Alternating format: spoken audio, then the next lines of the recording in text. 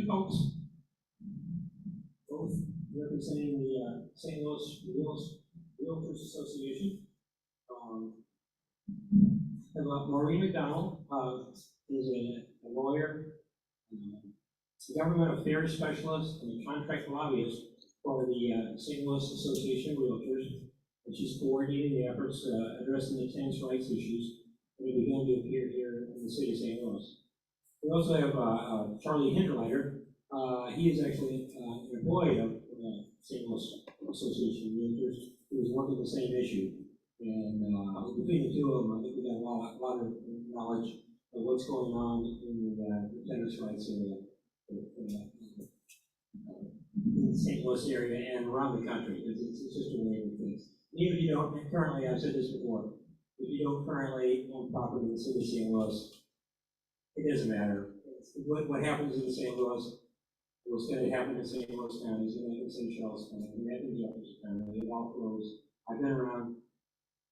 Dwayne and I have been around long enough. We've seen it flow. We've seen conservation districts, inspections, property inspections, everything go from one area to the next, and all of them pretty uniform now. So I expect what you see in St. Louis to be everywhere. So let's welcome Maureen and Charlie. Thank you.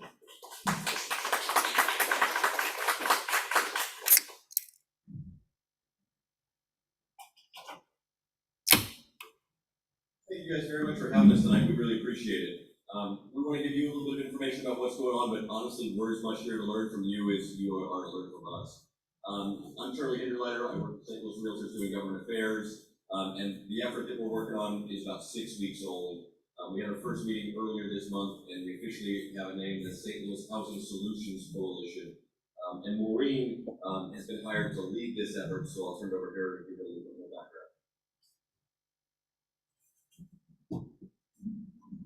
Good evening, everyone. Thank you for having us.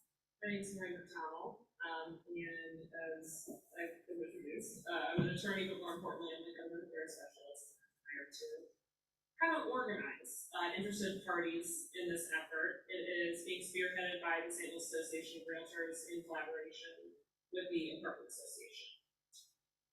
Just as a quick disclaimer, we're going to be talking a lot about tenants' rights, which is what the coalition is going to be responding to, that movement. But what we want to make sure is clear from the jump is that this coalition is not interested in protecting irresponsible housing providers. We are not in a defensive crouch. We are not suggesting that the industry is perfect and that there is no room for improvement. Slumlords for everybody, but instead we're looking to collaborate and work with interested parties when interests align and see where there is room for improving everyone's success, both tenant and housing providers. Really quickly, just with a show of hands, who here owns rental property or manages rental property in St. Louis City? Who has but doesn't anymore? All right, last question. Who's familiar with the Tenants Rights Movement? No? Okay. All right, I'll be pretty brief. So it's somewhat self-explanatory. We're going to talk about policies. So tenants' rights, the term, has a long and complicated history. It spans from local and state laws that govern the contractual relationship between the tenant and the housing provider. And then it goes all the way up to federal laws, which generally focus on discrimination, but in cases of emergency, can override state and local laws, which is what we just saw during the pandemic with the eviction moratoriums.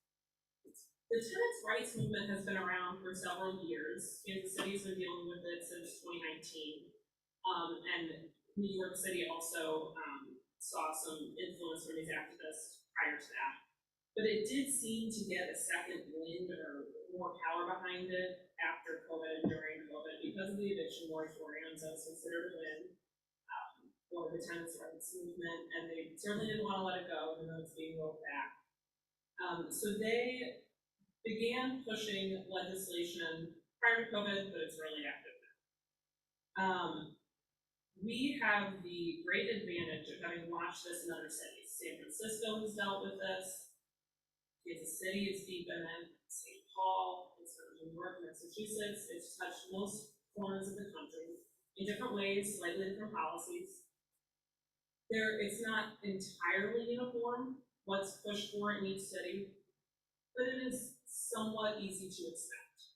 So things that we've seen are tenant unions, and they can set terms and collectively bargain with the property owner, property manager, and sometimes do things like rent strikes. We've seen right to counsel, which is exactly what it sounds like. It is when the government provides a tenant-facing eviction with counsel during the eviction process. We've seen vacancy taxes. This was actually passed via the ballot in San Francisco, and it wasn't through an elected body. And any unit that sat vacant was assessed a tax, and it corresponded to the size of the property. The Realtor Association in San Francisco sued, but we don't have any resolution on that because the suit was just filed in February. We've also seen rental licensing. I'm sure you're all familiar with that issue. That's been a hot button issue in St. Louis for some time. And then these groups also work to prohibit the use of criminal background and eviction history as a means for disqualifying the prospective tenant. The reality is we should probably expect to see most, if not all, of these pieces of policy pushed in St. Louis City sometime this year. The president of the Board of Aldermen, Megan Green, has said that this is the year of the tenant. Right to counsel was filed last session. It did not get through all of the procedural hurdles it needed to pass last session, but it will be filed again. I would also expect in some broader way, if it's not all packaged together, for there to be a tenant's bill of rights, which would touch on those other policies I mentioned that we've seen in other cities. The political reality is that President Green has the votes to get some form of these policies through in some way. So we have to respond. We have to play in that world. If we try to just kill everything, it wouldn't work out, and the way it would be framed from a PR perspective would be it could potentially be damaging. So what we're looking to do is bring industry knowledge and expertise to the negotiation table to make sure that we are good actors and representing responsible housing providers and allowing them to share what they know so well. This is what they do day in and day out, so they can assess what the damage of some of the policies might be. And there might be policies that everyone can live with. There might be some that we agree with.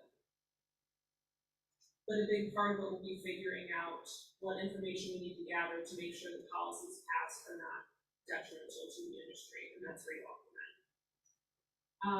I'm going to pass over to Charlie, because the St. Louis Housing Solutions Coalition was really his brainchild. So he can talk to you a little bit about how we're gathering and who's involved and where we go from here.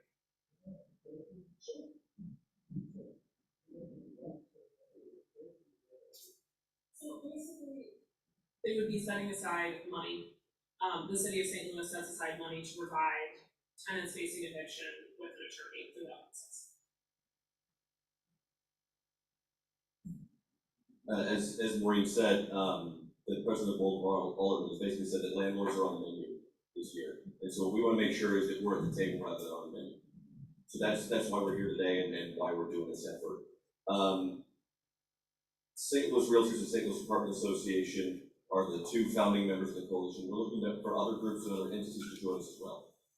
But these are two groups that politically, policy-wise, this is an issue that we deal with regularly. At St. Louis Realtors, tonight, St. Louis County Council is going to introduce legislation that would require St. Louis County landlords to pay for trash services that tenant paid for. That's something we're watching and we're going to be involved in. Whether it's short-term rental legislation like Airbnbs, that's something we pay attention to. But when it comes to landlord-tenant issues, this is something that we know is going to be a big issue in the city of St. Louis. We have a progressive board of aldermen, as Maureen said, so we want to make sure that we are able to bring expertise from landlords so that we're able to share this is what this is going to do in reality. Because what we've seen in a lot of places is a lot of progressive policies sound great on paper, but there's a lot of unintended consequences they have not thought through because they have not talked to people on the ground that are actually doing this, and that's you. So what we want to do is learn from you. How do we make sure that when we go to sit down with those elected officials, that we're able to tell them the stories and bring the data and research to say, this is how this is going to negatively impact affordable housing. This is how this is going to drive out investment from the city, and it's going to have consequences that they don't want. So how do we work together to craft policy that they want to target bad actors? Let's find out ways to target bad actors that doesn't impact everyone. That's what we're really trying to do, is how to make sure that they can target the bad actors, but make sure that folks like you are still able to thrive, still able to have those properties that are providing housing to St. Louis City residents. So that's kind of the approach that we're looking at. And the first stage of this is really who's in the conversation. What we've seen in Kansas City is that the Tenants Rights Group have the sob stories. They have the emotion, the passion of what we want to do is we want to come and be the rational adults in the room and sit down and say, hey, this is really how this works. Let's talk, let's figure this out together. How do we work to make the city a better place and do this collectively? And that's why we want your help, is one, to learn from you in terms of what do we like, what do we live with, what do we really fight hard against, but also how do we find the right messengers and the right messages that are going to resonate with those folks out there. So I think I was going to speak on tone, but Charlie did a beautiful job of the approach we're going to take. In other cities, it has been pretty combative, and it just hasn't worked out all that well. Policies have gotten passed in Kansas City that ultimately the city council had to roll back because they were so late. So we are going to try to work with legislators or elected officials who are interested in these policies to prevent them from passing something that they ultimately have to get rid of because it's just creating stagnation, which is nothing that St. Louis City needs. And like Charlie said, the biggest part of this process and why we need you so much is because we're going to be looking at policy and figuring out what's okay, what we can live with, and what we really have to have big conversations about. We're going to be pulling resources from the National Association of Realtors, which I'm going to pass over to Charlie shortly, so we can talk to you about those efforts. We really are looking for interested groups who have a shared interest in St. Louis City to help us get the whole picture and present that whole picture so nothing is done that has good intentions, but is ultimately harmful to not just those in the industry, but the whole city. So Charlie's going to run you through kind of where we, actually I'll tell you where we are right now. Nothing has been formally filed in St. Louis City. This effort's 6 weeks old. So we're ahead of anything that might be filed, but it is new. The Board of Aldermen will go on break in the summer. So hopefully we can get as much feedback as we'd like. So we're completely ready for however they decide to dole this out. The coalition has had its first meeting. We had our first meeting at the beginning of May. And we talked to prospective members and got initial feedback, introduced the idea. We are going to have a second meeting at the end of this month. If you're interested in joining us, it will be entirely virtual. And it will have the Director of Government Affairs from the Kansas City Realtor Association, as they are several years ahead of us. And he can walk everyone through kind of what to expect, what's been effective, what hasn't been as effective. So I'm going to pass it over to Charlie to talk to you about the National Association of Realtors resources. I've been hearing from my counterpart Derek in Kansas City for the last 5 years, just complaining about this issue.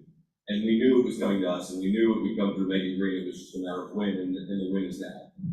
So we want to make sure that we're able to get out ahead of this, be able to educate lawmakers, because that's going to be critical. Is how do we make sure that we're giving them the information they need to make good policy? Because my guess is they're not out there talking to housing providers. We need to make sure that voice is at the table.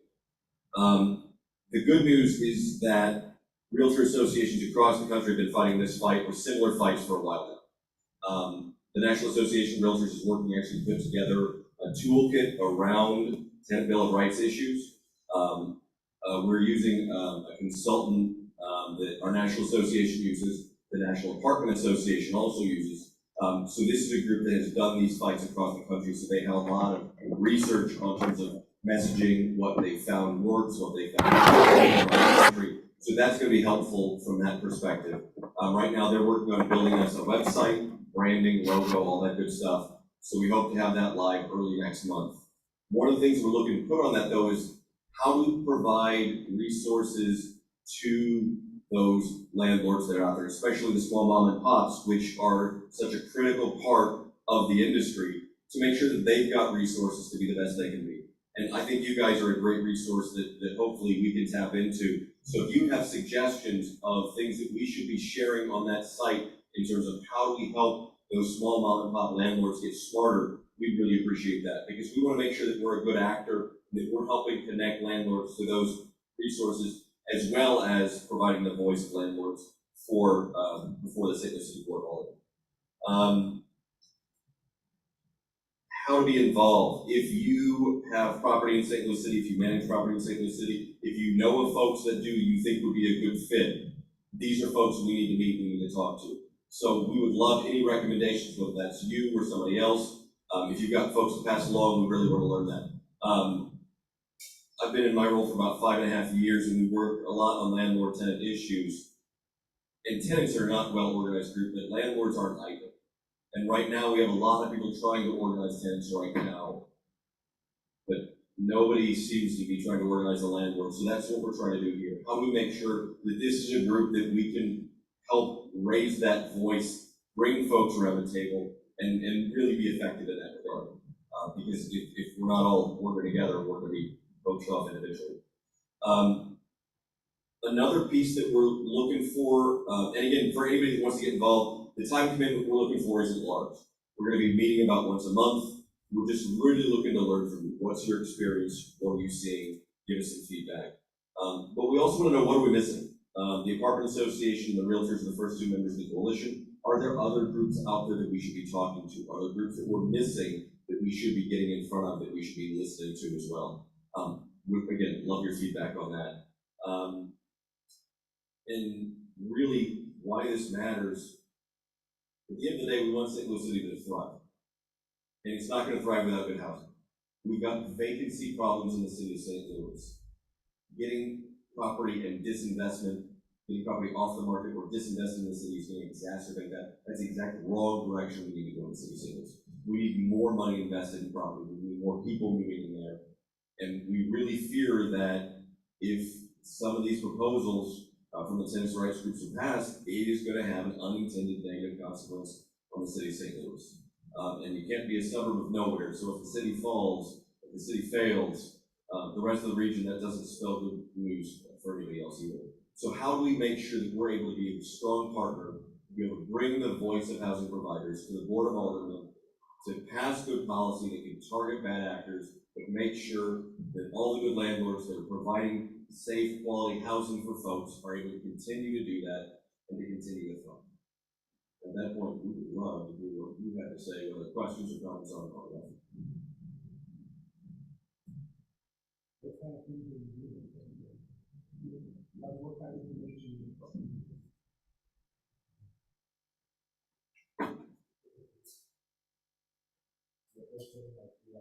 Things like that, you have to do any of those kind of things, like what's the response you have now when it comes to the tax? So one, the trash issues in St. Louis County, let's leave that on the side for the moment. But what we need to do is be able to provide the research and the data to say, this is how this is going to impact the city. This is how that's going to work. Because for instance, when we talk about eviction sob stories, that includes the president of the Board of Aldermen that was evicted from her apartment. So they have their own stories too. So to us, it's not going to be exactly how do we combat the sob stories exactly. It's how do we come in and say, this is what the policy is going to do? Is that really what you want it to do? When it comes to, if people are barred from doing background checks in terms of screening tenants, I don't think that's gonna have the intended effect they think it is. We think that's gonna have real safety issues, and the city of St. Louis doesn't need more safety issues.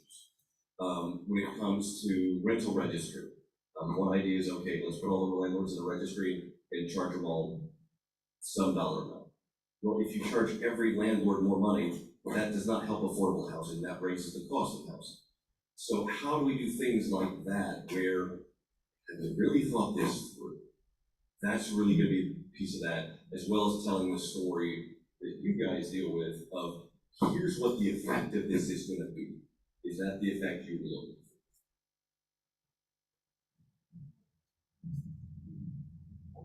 Have we defined that after, like, is that an agreed upon definition yet? Who's in that circle, who's not? Not in the slightest. Okay. I will say we got an early draft of what the legislation could look like, and slumlord was used repeatedly in the legislation.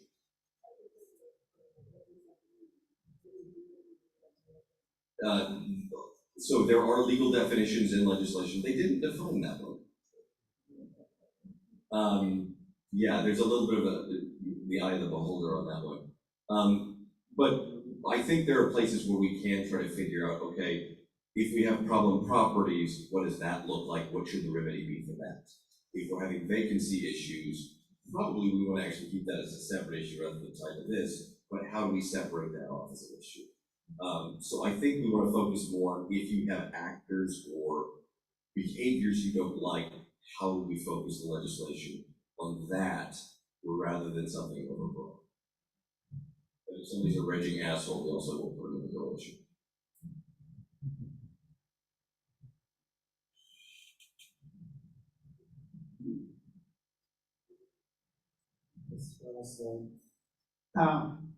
The licensing of landlords, you can take that off your plate for the city of St. Louis, because anybody doing business has to have a license.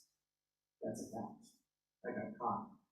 I didn't realize it was a law, but it's a law that anybody in the city of St. Louis doing business, and that includes rentals, and each one LLC is considered another $200 license if you got a problem. So you put that in your knowledge. And to turn that around and find that bad actors, I think it was Florissant put in, they have a criteria for what their criteria is. I think it's like if the cops are called 3 times, then they'll pull your license. And they charge like $50 for a license, which is really cheap. So, but I didn't follow that anymore because I have a license. $50 per unit in Florissant.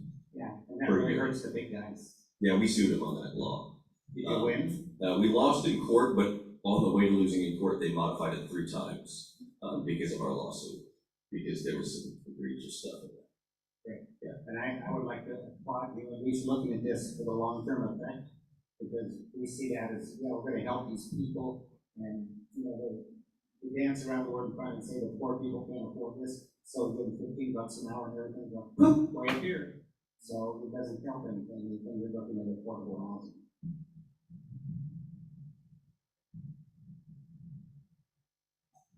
I might have missed it, but what about rent control? How has that been exercised in other parts of the country?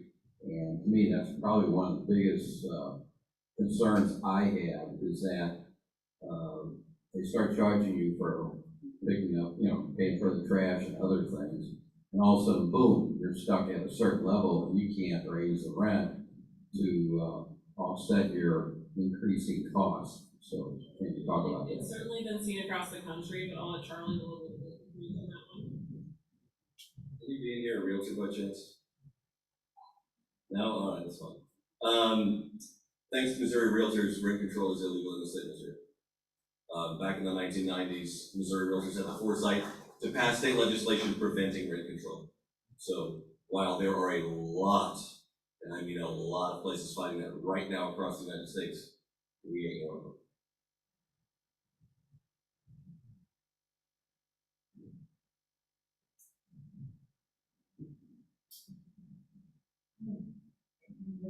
I guess my question is, like, is this going to be more established by, like, case law, like by decisions in court, or is there a chance it could get into in the legislature, or how could the balance between that kind of play out? Does that kind of make sense? Are you thinking in terms of the Missouri state legislature, or you want to Yeah. region? Yeah, and I mean, I guess, is there any, since this has been erupting in larger cities across the US, is there any chance it could make it to the federal? I'm just thinking of, one of my best friends is a lawyer, so I'm just thinking of, how would this actually be concretized or come into, you know? Sure, I mean, in terms of case law, someone would have to sue. At this juncture, I don't see this coalition taking that route. For there to be state action, I don't think that that's on our list of agenda items at the moment. There's nothing to say if Missouri State Legislature wants to stick their nose in. You know, it would be available, I suppose, but right now we're trying to see if we can come to terms that everybody can live with the state and the city.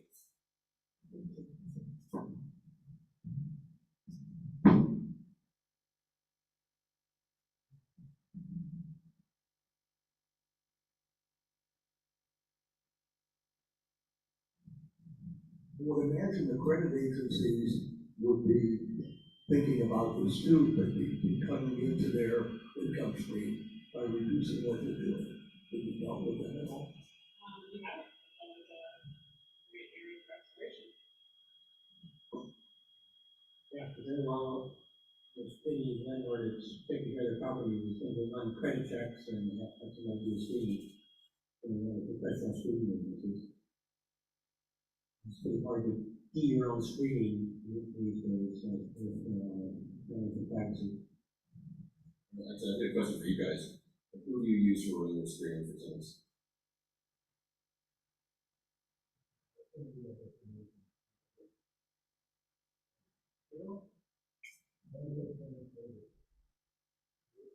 Zero.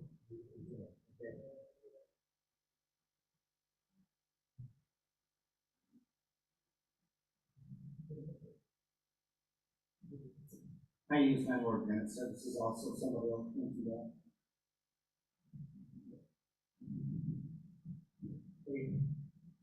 While we're on the mic, anybody use home screen by chance? Interesting.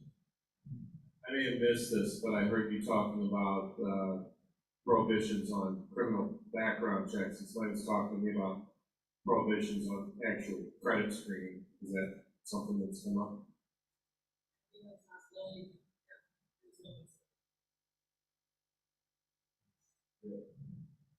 The two areas we've seen specifically are eviction history and criminal history. And there was also one of the ideas that's been floated out there is if somebody's been evicted, having those immediately cleared off of people's records within 6 months. So that history we can be wiped out.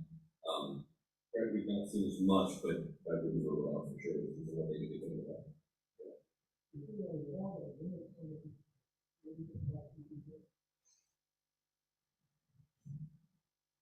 I think there is a state, really speaking of it, it's like two months, equal to Utah, I think it's 2 months, equal to 2 months of rent, is about the maximum period of time.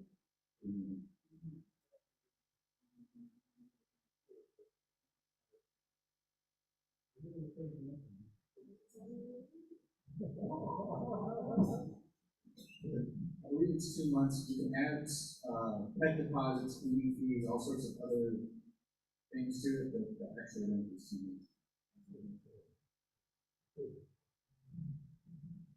months. Something that I've been seeing lately in the news is a push to evict Airbnb landlords, especially here downtown. They've been doing a lot of letting kids come in and party. Because there's very little screening that happens in the short-term rental space. And they're trying their best to not screen people either, but also taking money. So I think it's an easy opportunity to kind of turn it on its head and say, this is what happens when you don't screen. And one of the other things on the list that the city of St. Louis will be working on this year is short-term rental legislation. Because they've never passed it. So right now, short-term rentals are not regulated in the city of St. Louis. If you have an old school bed and breakfast, it is, but the Airbnb is not. So that's legislation that we are expecting to be filed shortly. And the Housing Solutions Coalition isn't touched on, but St. Louis Realtors will be working on it. to find the balance really is a goal. Because we want people to be able to live in the property, to rent their property, and to sell their property. That's the thought of property rights that we're very focused on protecting. And for us, with short-term rentals, it's how do you find that balance? Where we want a regulatory scheme, but we know how we don't want it to be too heavy. We want, if there are problems, there are ways to address the complaints. That's critical. Because what we want is people to be able to rent their property, but we also don't want that to negatively impact the property rights of folks around them too. So how do you find that right balance? Where if somebody's a renter, you don't get to rent out your property as Airbnb. You know, if you're in a condo, the condo can put rules on whether or not you can have Airbnbs in the condo.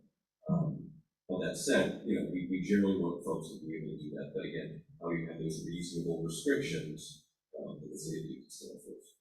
And then from a landlord-tenant perspective, when do you become a landlord, right? Is it 6 months, is it 3 months, is it 12 months? If we're doing that screening for a 1 night or a 2 night, and we're pushing for that legislation, why would we not do the same thing for your needs? And at the end of the day, if you're running for somebody for 3 days or 3 years, it's still a residential use that is going to look a lot the same. So if we have some consistency there, that would be better.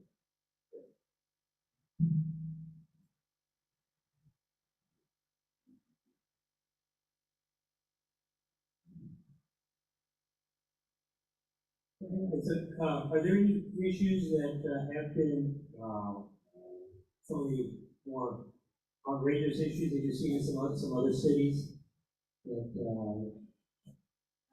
we should really be concerned about? I mean, I think we have a general idea of what's coming out of St. Louis City. On the fringes of the Tenants Rights Movement are pretty extreme ideas, but our goal is to not engage with that fight. They seem to want to fight, and we want to become industry experts who are communicating that we all want this to work, that the majority of the people invested in this, whether you're a tenant or a housing provider, want the system to work. And that just means safe and affordable housing for the tenant, and that also means that the housing provider successfully uses their property to create income. And in a perfect world, this would be a frictionless relationship. It's not. But there is a way for it to work. So we're going to try to ignore the fringe of that movement and just move forward and find common ground in the middle where I think the majority of the people like that conversation.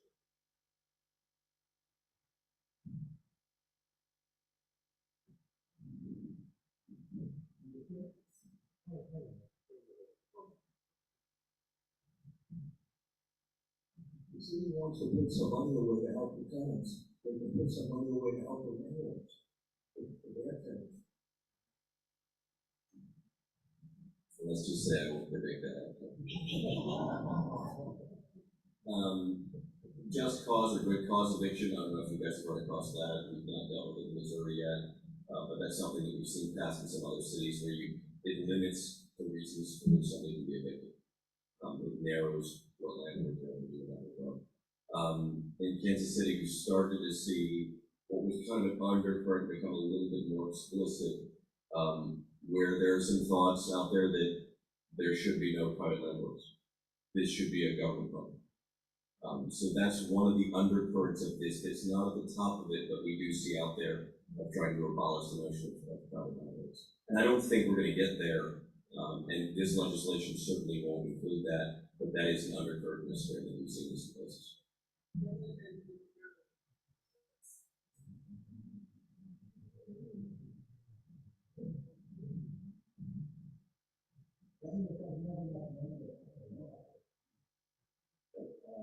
Can you elaborate a little bit on the life insurance? Because I have a situation where two ex-tenants, they were going there, but they both lied, two different people.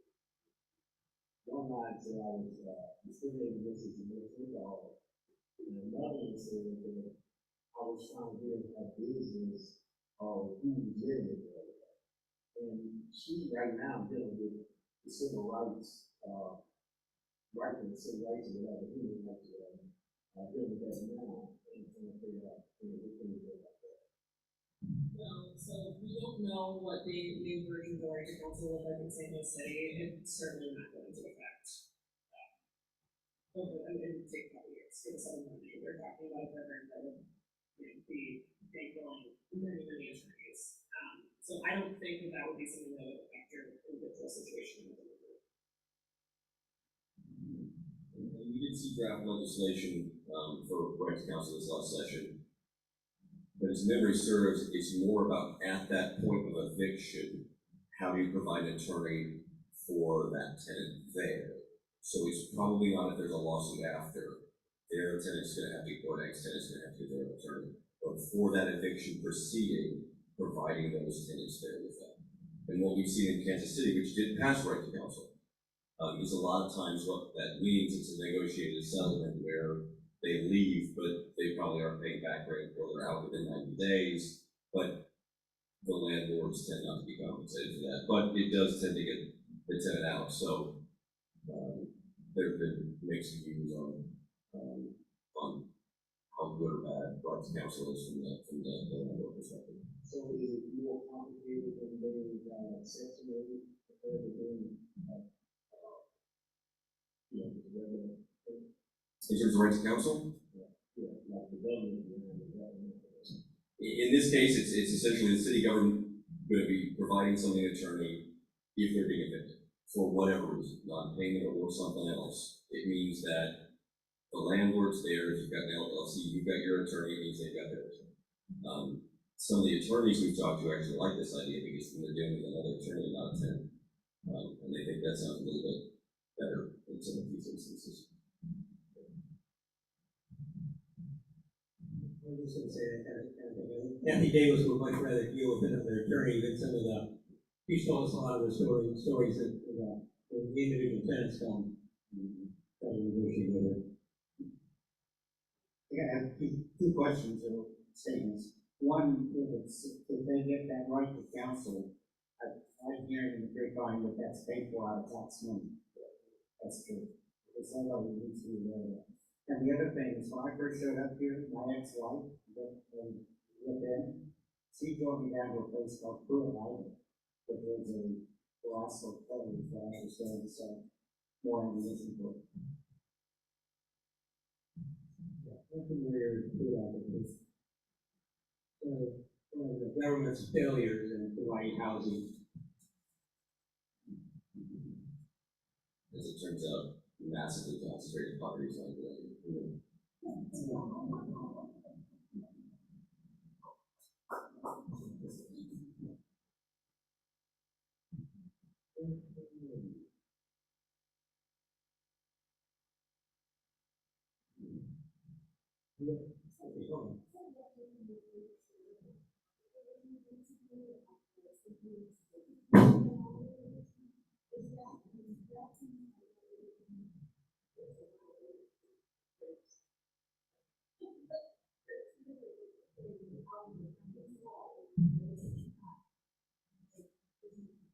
Yeah, the vacancy collaborative has been around, honestly, since the beginnings of it started about 2016, but it's been around for a few years at this point. St. Louis Realtors is a funder of the vacancy collaborative.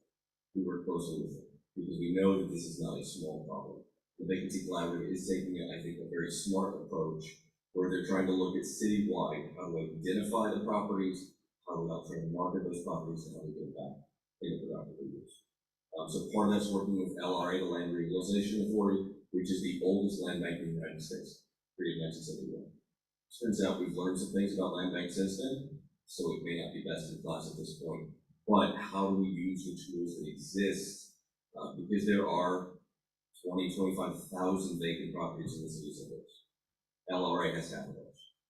LRA has 10 to 12,000 parcels. Only about a tenth of them have structures on them. But how do we try to get those either demolished if they're not salvageable, or repaired and rehabbed and back into private hands, or back into private hands to get repaired and rehabbed, so we can bring more housing supply to the market? I don't know if you guys have heard about this, but I hear we could use some more housing supply. So how we bring some of that property back to life in the city is something St. Louis Realtors is actively working on. The Vacancy Collaborative is one of the key actors in that, the city. So where there are vacancy issues, like the illegal vacancy taxes and these other things, our hope is to split that off. where let's tackle that separately because that is important for the safety of the city and how we maybe focus whatever they're going to put in Bill of Rights a little more, so it doesn't go wrong. But vacancy is, I think, one of the single biggest challenges the city is stressing today.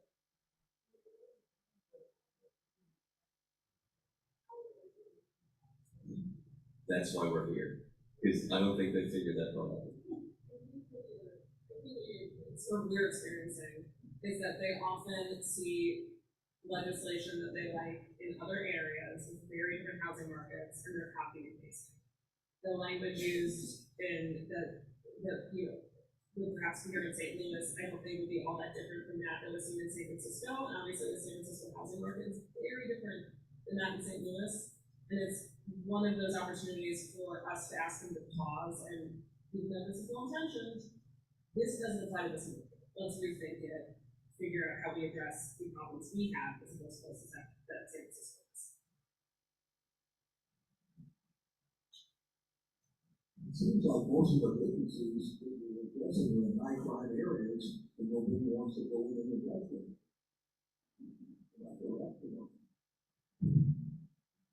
In part, there's higher crime because there's vacancy. Vacant buildings are not a home for good things. That's where you're going to have squatters. That's where you're going to have things that are more likely to bring challenges. So it's partly a vicious cycle. Where you've got vacancy, you're going to see more crime. And where you see more crime, you're going to see more vacancy. So we're going to have to address the vacancy in part to be able to address the crime. And what we've seen is a vicious circle over the last 50 to 70 years in the city of St. Louis, as we've seen a city dwindle from about 1 million people to now under 300,000. And we have a lot of extra housing. What we now need to build is a virtuous circle. How do we build that the other way? How do we start bringing some of those vacant properties back on the market? How do we have neighborhoods that have no comps because nobody's been building or selling? How do we get comps in those areas so the bank can lend in those areas again so we can continue to rebuild? And that is not an easy task, but it's something that we're going to work on.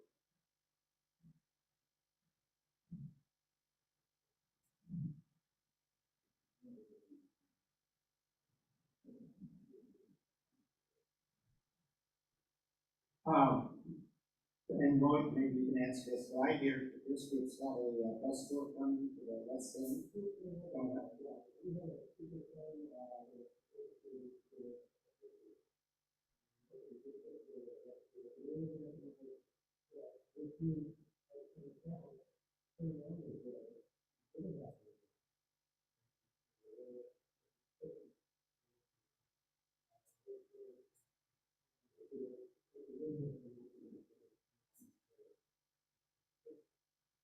And the second part is, like on the 23rd, the LRA is going to talk to another group that I want to go see and talk about what their new policy is and how they're going to do that. But probably what you guys are doing, probably need to do that. That's up to y'all. We had LRA speak to St. Louis Realtors in March. We're on it. Lance Knuckles is doing some exciting stuff. I think over at LRA. They did a pause. One, it wasn't being run well, and two, that may have been in part of my diagnosis of the element. So, it was a good time to do some self-reflection. But they're doing some good stuff. So I'm glad that LRA is going to speak to you guys. I think that's vacancy challenges that we have in LRA is kind of a key tool that single vacancy collaborative because it's a problem without question, but it's also an opportunity. How do we rebuild some of these neighborhoods? How do we make these neighborhoods stronger? And there's some really exciting stuff happening right now in the West End neighborhood. The Invest STL is an organization that's doing a very cool project called Rooted, trying to build wealth in that neighborhood.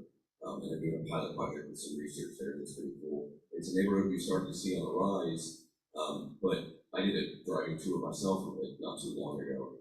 And just some gorgeous buildings there, but in wildly different states of repair.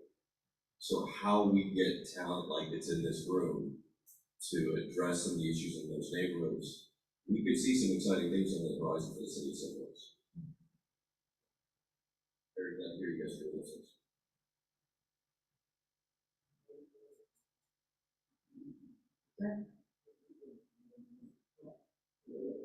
organizing the tour.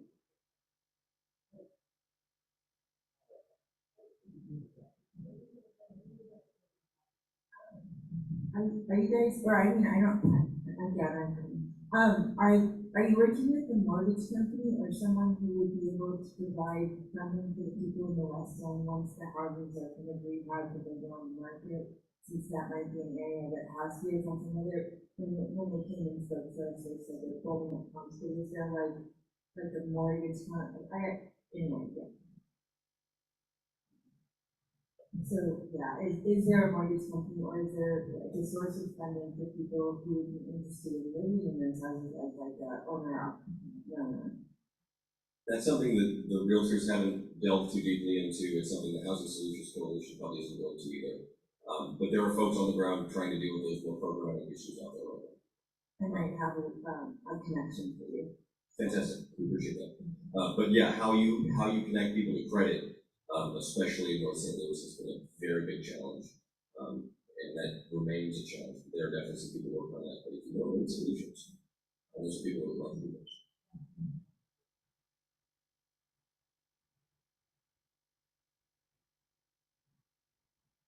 All right, I got a question for you guys now. From what we've been talking about, what sounds like the biggest threat to what you're doing as a housing provider? What sounds like the biggest challenge in the work that we've been through so far?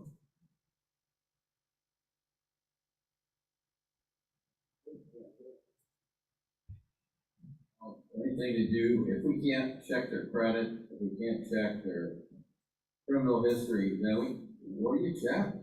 What they're wearing? The car they're driving?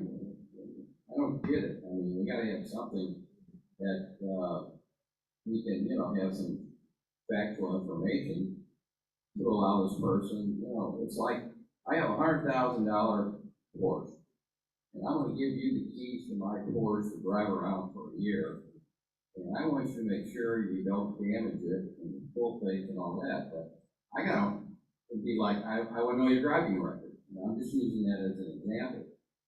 But instead, I'm giving you the keys to my $100,000 apartment, or my $100,000 house, whatever it costs. So, in all fairness, we have to have something to distinguish between somebody who believes in minding the credit and abiding by the laws versus the next person who doesn't. And if we can't distinguish between the two, then what about the other 3 or 4 people in that apartment, condo or whatever? They have to live with this person I can't check now when they come in, So, to me, that's really important. Yeah, and I'll throw in something here, as far as, when you have single-family houses, single-family houses, the people that take good care of the properties, really don't like to have rental. If they're a private ownership type neighborhood, a lot of them don't really go too highly at having rental houses in their neighborhood. But my effort for that is, so they don't know. That's why I have to speak to this like a dinner thing. I'm not going to move somebody in there that's going to give me a bad reputation for the rest of the neighborhood. And yeah, I think we do a good job because the neighborhood student. Figure people are putting in that houses. And I didn't have that ability, yeah. The landlord on the block was definitely showing, which are with rental houses in the neighborhood. The ones that have all the junk in the yard and the cars parked in the street, in the front yard instead of the driveways. This is an example. The landlords are the ones that get bad rap then because, hey, what are we doing? We tie our hands, we can't do our job well, and we can't speak our things. Won't owe you money unless they have a credit check. Why are we different? I mean, that's what I think about it. Some of these properties, I don't know that people are paying. I bet people are paying $2,500 a month for traffic property. I mean, it doesn't make any difference sometimes what level they're at. It depends who the people are. And believe it or not, if it's in this room, we can look at it.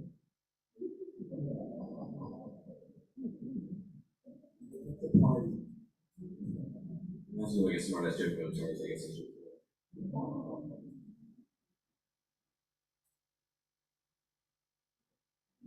lot of us in this field don't want to rent to attorneys, so folks that have rented to a few.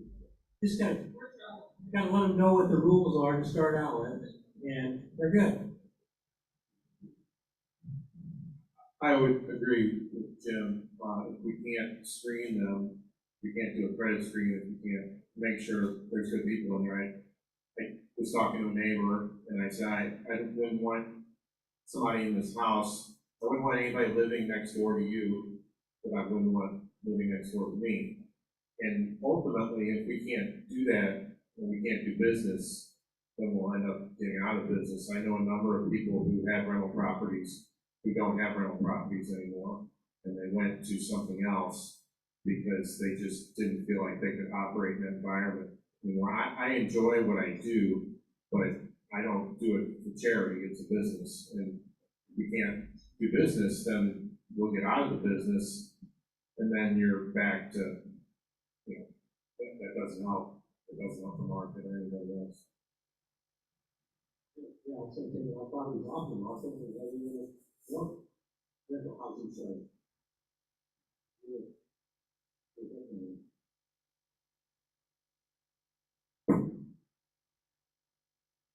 Any other questions for us, Shannon? These questions you guys have asked us have been very helpful in terms of helping us get a sense of where your head's at. We appreciate the feedback. If there's more you think of, or especially more people that Maureen should be talking to, we really appreciate that. Absolutely.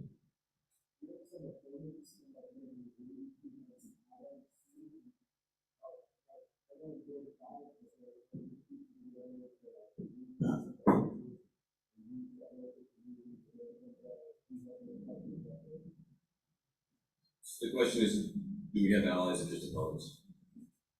At this point, we've not really dug into individually where do all the people stand on this stuff. But at the end of the day, what we want to be able to do is sit down with Megan and say, okay, you want everybody to have safe quality housing. We like that too. How do we get to a shared goal? So yeah, it's going to be helpful to have some folks that are probably a little more ideologically aligned with us.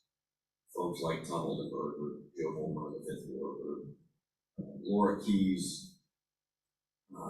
Where does she live? Either way, she's a property owner. She's a lender. Shane Cohen III has an Airbnb. It's actually the lower level that he lives in. So I think there are going to be some that may be more natural allies, but really the trick here is it's not just the allies. We don't have enough that are probably more similar to where we are from the start. It's how we make sure we get to everybody, make sure that we're able to educate them, because most people have experiences as renters, not as landlords. So how we make sure that they're understanding that perspective, that we're able to come with the stories, with the data, with the research to say, this is what the long-term implications of this will be. How we get to those shared goals together that might be different from what you're thinking about right now. That's really the key, is how we divert that path where if there are bad actors, what are ways that you can address those bad actors and not make it harder for people to invest, make it less affordable for people to rent? How do we make sure that we're still promoting investments in the city of St. Louis? How do we make sure that we're still helping affordable and attainable housing, but still trying to get to that same North Star of safe quality housing for everyone? That's going to be the approach we're going to take. Great question. Along the same lines, it seems very clear that a lot of the aldermen, or at least a few that may be aligned with the record, has the compulsion of the thinking of the reduced size of the board of aldermen, has that changed the dynamics of this push for the reduction in size led to Megan Green has a fairly easy road. I would say she probably has something behind us over too.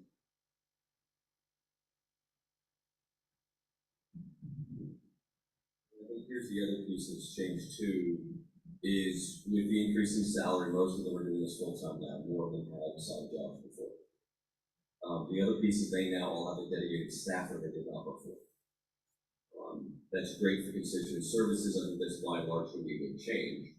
But what that means is they now have a lot more time to look at legislation. They are, and President Green is very focused on, they want this to be a real professional legislation. And that means more time thinking about policy like this. We would like to make sure they're thinking about it in good ways. And some of the ways that I think they're thinking about it now, they've got a lot of time to think about it. So how do we help we at the table and make sure that we're maybe trying to work all in the same direction, because they're going to have more time and more staff to be able to do that right now.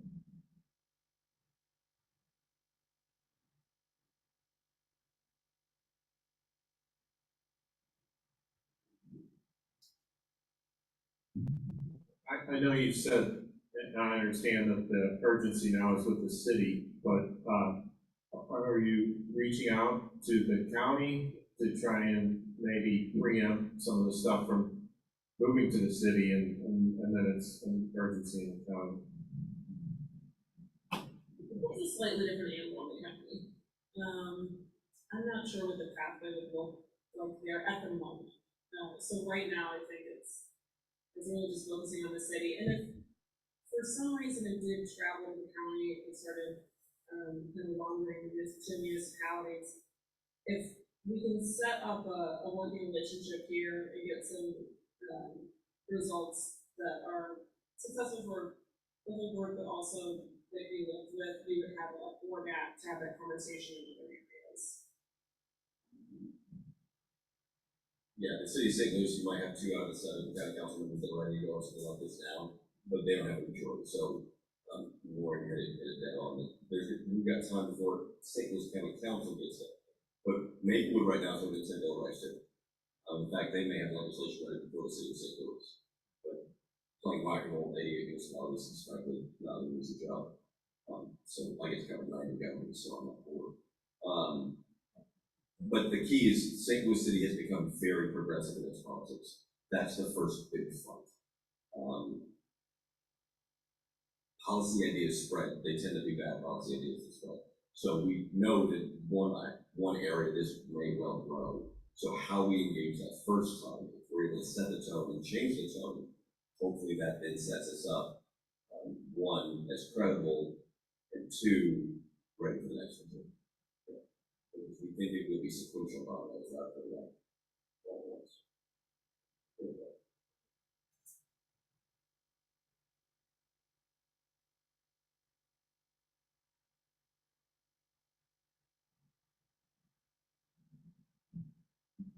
Question is, are you trying to tell us that if you can't check the credit conditions, are trying to change the screening process for landlords? I'm not sure what they're doing. I think credit hasn't been touched on as explicitly, but criminal eviction. What about employers? Employers have a place to leave items. I mean, the logistics of how this works is a little bit of a question. But their intention would be to prohibit housing provider to use the criminal background for eviction history to disqualify perspectives. Because sometimes you have more than 2 or 3 people wanting to rent your property at one time. Right, so you have to have it too. I mean, it has to be legal. It has to be legal too, I mean. But I mean, employers do the same thing, they look at all these things. And what you're hitting on actually is a fair housing issue. What we have right now is we have areas that are illegal discriminate, but we really don't want people to discriminate. Right. And we have clear areas like income, eviction history, criminal history. If you start removing those, it's going to be harder to remain on those narrow pillars that you've got left. Yeah, and so, again, how do we not get into bad unintended consequences? We want to stay away from.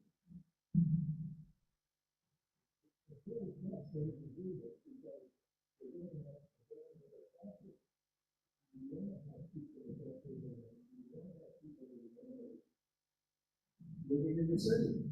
Why would you want that? I mean, it seems to me, those are the people you would want living.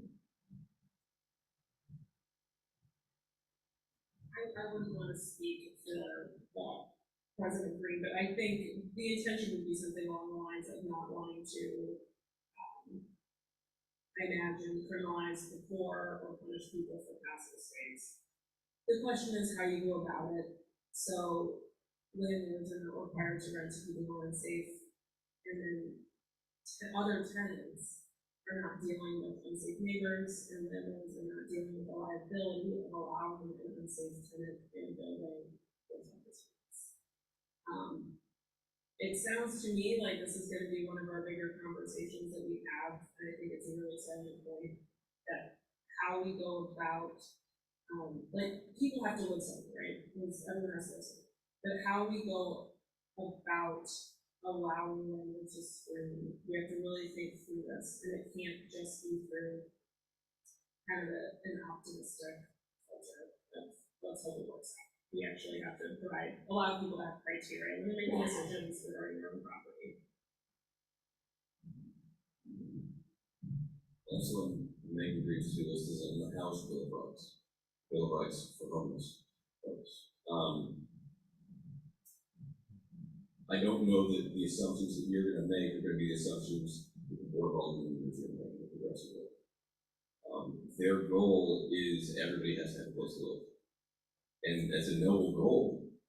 And it's not necessarily a goal we disagree with, but how we get there matters.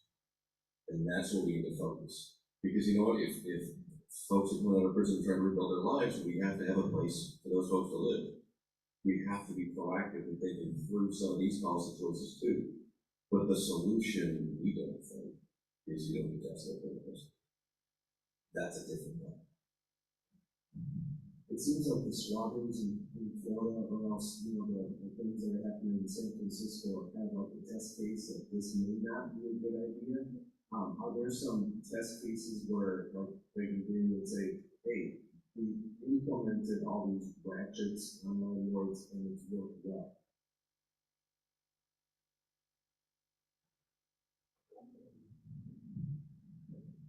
There's some other places that have instituted rental registries where I think the city has found that helpful because they can more easily identify and go after folks. And this has been a big issue across St. Louis City and St. Louis County, is there are a lot of out-of-state LLCs that are not great actors. That may be paying their property taxes, maybe not paying their property taxes, but they're just leaving buildings vacant where, you know, I guess they're hoping at some point that value goes up, but those are a drain on neighborhoods. And that contributes to the vacancy issue in St. Louis City and St. Louis County.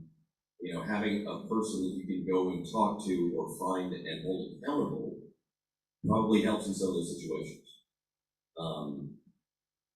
That's generally not our first choice for how you get to that solution, but there are probably some areas where some pieces of this, like that, you know, may lead to some larger beneficial outcomes. But, you know, if every LLC has to disclose the ownership, that's a problem for other issues.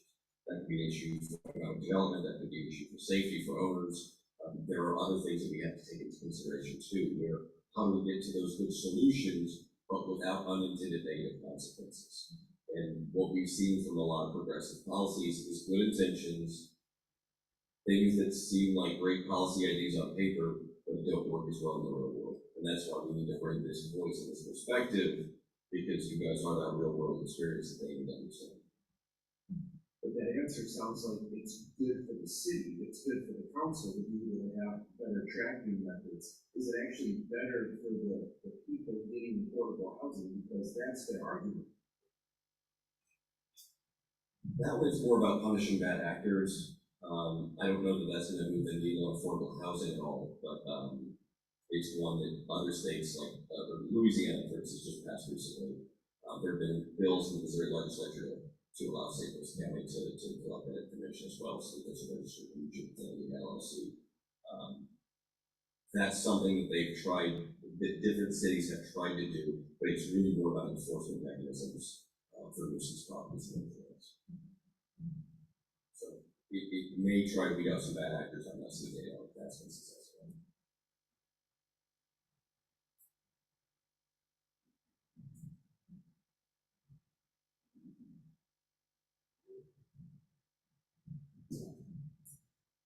First point is that all LLCs have to have a registered agent with the state of Missouri government, so that shouldn't be an issue. Everybody has to have a contact person with the Secretary of State, but shockingly, they don't always respond. So governments want another person. You have to go. The other thing is the string change audit. I think that's critical. For the time I've been in, and I've learned from lawyers, two lawyers, all the way down to Section 8, and they have all wonderful people. The parts we went against the screening agency, we lost really bad. And then whatever she said, she screwed that. And she also worries about tying in the fair housing stuff, but there's something else that in all of this.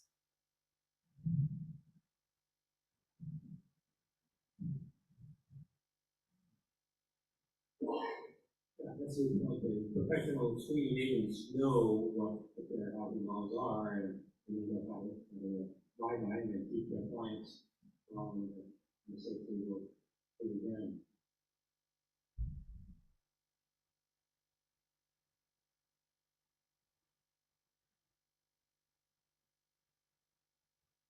Anybody else?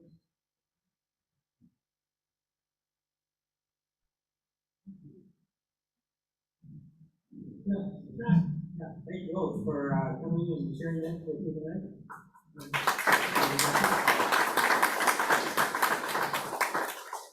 And you have contact information that if somebody wants to be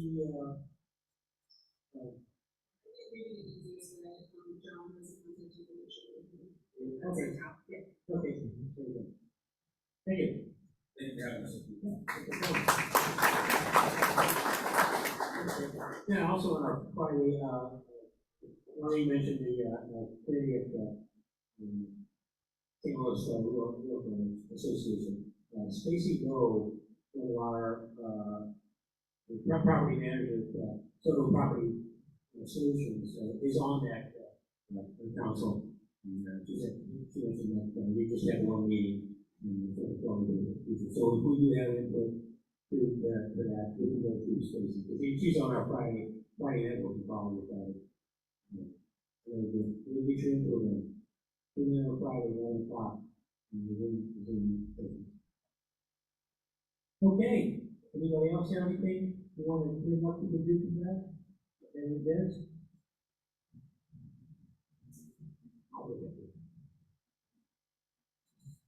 My name is Karen. I just want to notify anybody that the International Institute of Technology is looking for housing in the city, mostly South area. The International Institute is located around land and housing, so it's something that could be people that they sponsor. And then the institute is very legal. They bring people from all over the world. And right now, we have a number of families going and they're living in houses in the moment to pay their rent. They usually pay the first 3 months of rent, and after that, they immigrants come to the institute, they relook, they help them find a job. And then they are going to do their life. The number that we International Institute is 314-773-9090. It is 314-773-9090. And the person is the person who will be extension.